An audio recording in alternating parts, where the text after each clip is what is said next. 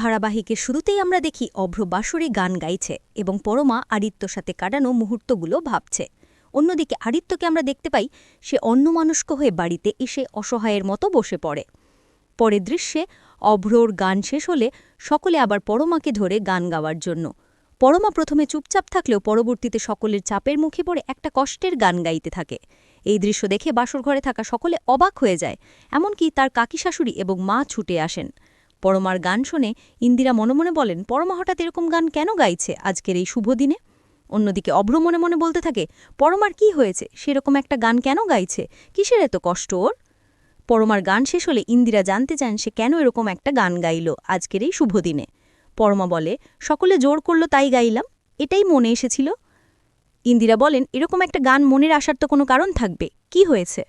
এরপর সেখানে আদিত্যর বাবা এসে ইন্দিরার সাথে রাগারাগি করতে থাকেন, তিনি বাড়িতে না ফিরে সকলের সাথে বাসর ঘরের আড্ডা দেওয়ার জন্য, এমনকি অপমান করেন।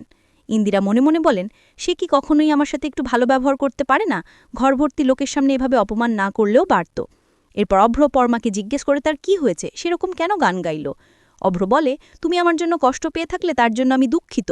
পরমা মনে মনে বলে, তুমি জানো না তোমার জন্য আজকের পর থেকে আমার কতটা কষ্ট সহ্য করতে হবে।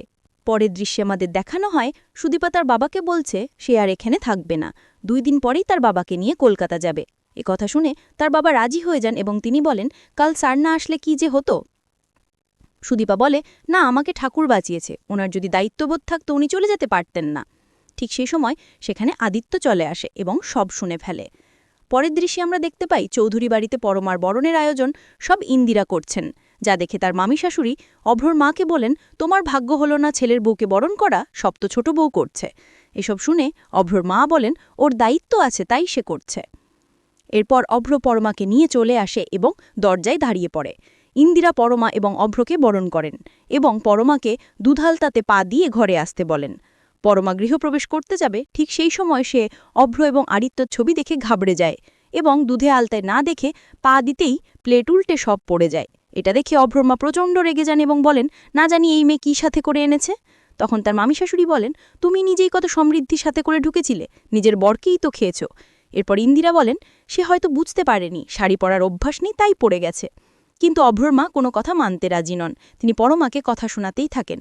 এরপর পরমা প্রতিবাদ করে এবং বলে, এর জন্য কি আমি বাড়ি ছেড়ে চলে যাব? আমি আজকেরই প্রথম আপনাদের বাড়িতে পা দিলাম, না বুঝি আমি ভুলটা করে ফেলেছি, তার জন্য আপনি এত কথা শোনাচ্ছেন? তাহলে আমি এখন চলে যাই, বাড়িতে গিয়ে সবাইকে বলি আমাকে তাড়িয়ে দিয়েছে। এ কথা শুনে অভ্রর মা বলেন, এই মেয়ে সুবিধার নয়, মুখে মুখে তর্ক করছে। পরবর্তী দৃশ্যে আমাদের দেখানো হয় আদিত্য সুদীপার বাবার খোঁজ নিতে গেছেন। হিমাদ্রি শরীরের কি অবস্থা এবং সে ডাক্তারকে দেখিয়েছে কিনা এসব বিষয়ে জানতে চাইলে হিমাদ্রি বলেন, ডাক্তার কিছু পরীক্ষা দিয়েছে, সেগুলো পরে করে নেব। এরপর আদিত্য বলেন, আপনার মেয়ের ঠিক আপনার মতোই জেদ পেয়েছে।